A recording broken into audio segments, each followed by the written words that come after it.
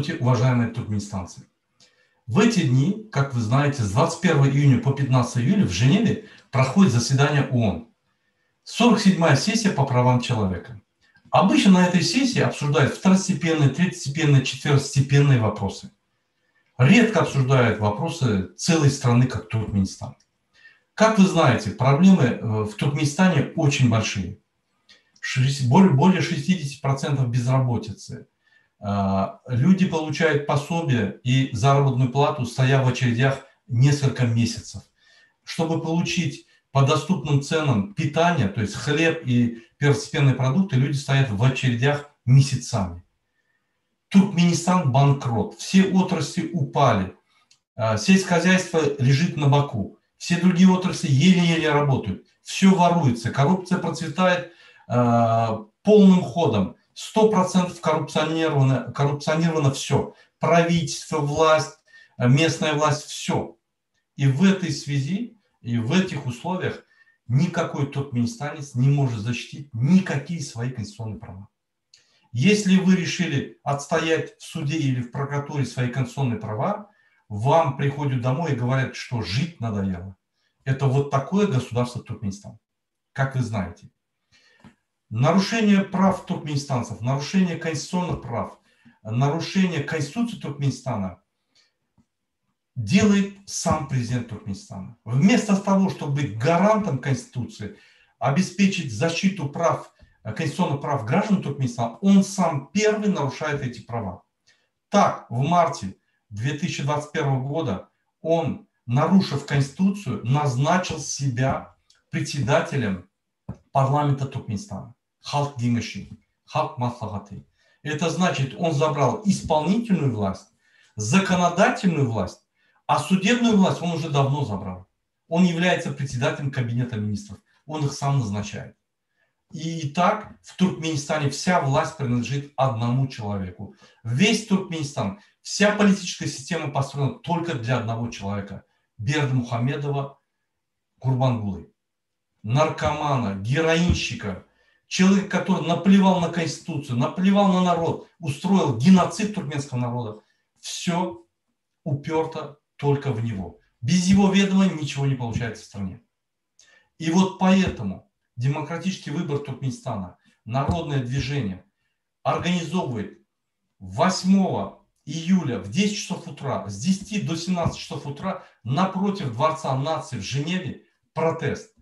Мы хотим, чтобы члены, участники 47-й сессии Генеральной Ассамблеи ООН Совета по правам человека все увидели наши требования, наши пожелания, чтобы они включили нарушение прав человека Туркменистана в свою повестку дня. И на 48-й сессии Генеральной Ассамблеи по Совета по правам человека, которая будет проходить в Нью-Йорке с 15 по 30 сентября, мы, когда делали очередной протест, они поддержали и включили в повестку дня и обсудили эти вопросы.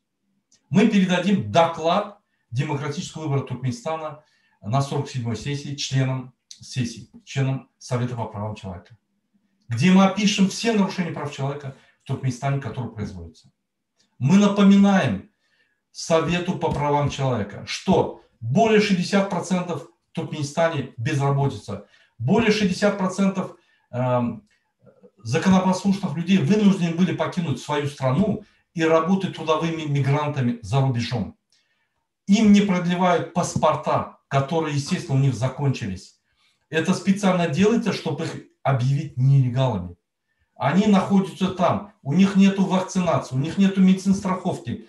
Все проблемы, связанные с документооборотом и с процедурами, все нарушается. Ни одно посольство не действует должным образом и не меняет паспорта.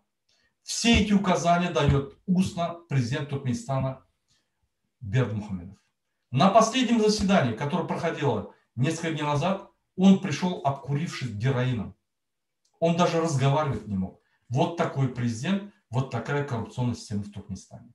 Я очень надеюсь, что Совет по правам человека в Женеве обратит на это внимание и включит в 48-ю сессию Генеральной Ассамблеи в повестку дня нарушение прав человека в Туркменистане.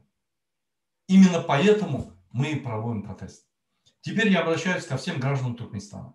Независимо от политических партий, правозащитных организаций или других объединений, гражданам Туркменистана, к активистам, гражданским активистам, я вас всех призываю приехать 8 июля в Женеву, стать напротив Дворца нации и провести протест вместе с нами.